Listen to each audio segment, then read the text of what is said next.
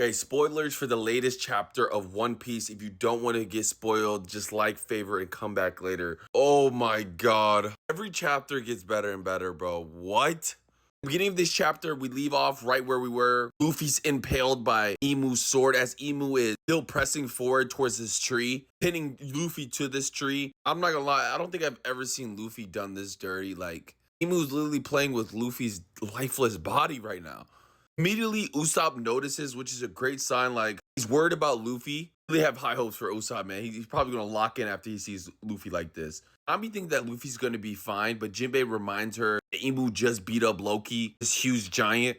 Loki tells him that he's not defeated. But then Jinbei says Luffy's hockey did weaken just now. Baroque was able to get Shirley out of that ice block. Usopp and Ragnar are ready to attack because of what she did to them earlier. We see Haruden and he's like on his ship, but it looks like he's about to crash land. Luckily, Chopper is there to help brace for some impact. One of the female giants that was on the ship thanks Chopper for saving them as she rushes over to and sees Loki in bad condition.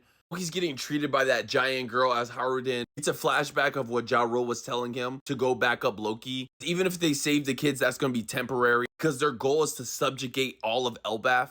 He's wondering if they decided this during the reverie. Haruden asks Loki, do you know who that guy is? And he says, yeah, sort of. We see Imu pull another blade from his Omen flame as he makes fun of Luffy not being able to move. That this sword that he has in his hand now is a sword that takes life force. Imu asks Luffy how many more slashes until he perishes. Then he goes into talking a lot about Luffy personally. Monkey D. Luffy, what a detestable name. You have two elder brothers with different names. One was slain by the Navy. The other is a prominent member in the Revolutionary Army. It is weird seeing Imu just know so much lore about Luffy, like, stalking my boy. Imu then proceeds to use the other blade to penetrate Luffy. Like, bro, he can't, how can he survive this, bro? Two blades now? Imu throws a dig at Luffy's siblings as we see Luffy wincing in pain. Then from the distance, we see Loki. He must be the one we spoke of. As we see a flashback of Loki and Shanks and Gaban that time right after defeating his father. I guess Shanks was informing Loki about Imu. Loki wanted to go and defend his father by destroying the world government, the people that were responsible. And he asks him, like, who do you think is responsible for it? He also tells Loki that he would love to get revenge because Haruden was just like a brother to him. Shanks tells Loki about the government just attempted to take over Elbaf. Like, your priority shouldn't be leaving, it should be preparing for war. Loki doesn't care and he says he wants revenge, and Shanks is like, who do you want revenge for? All of those world government bastards. Shanks replies like, the one who tried to use Haruden is the king of the world.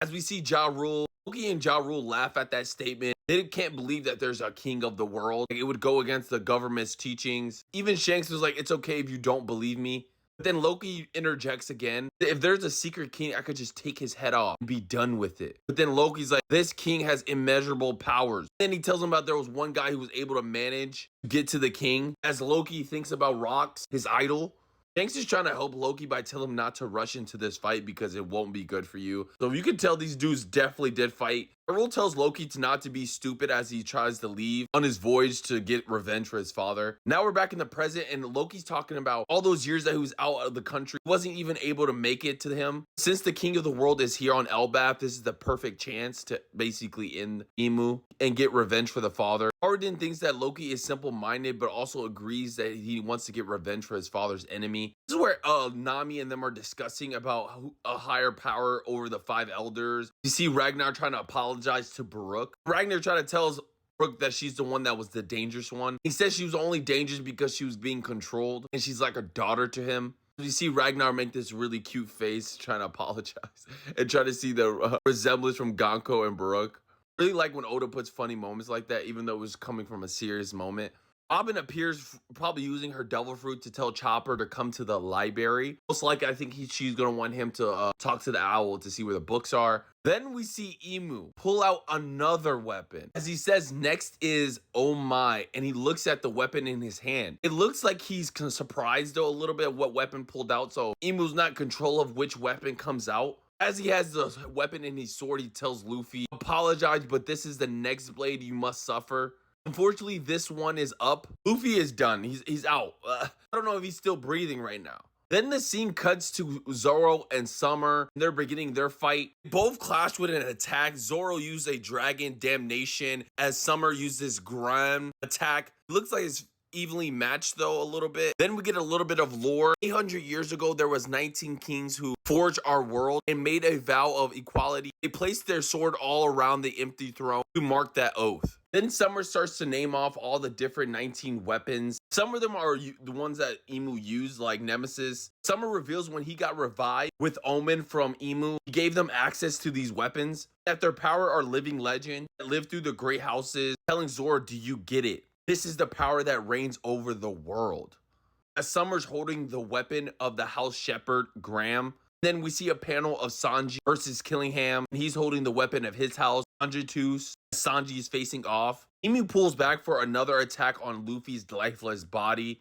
Says that you should be honored to die by the arms that constructed this world. As we see Luffy anguishing because he knows if this attack hits him, he's not coming back. Then that last panel, we see something moving as Gabon comes in with the save.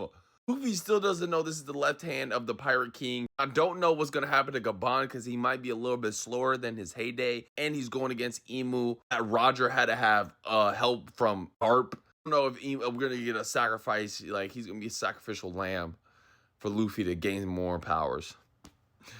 What a chapter, Oda. What a chapter.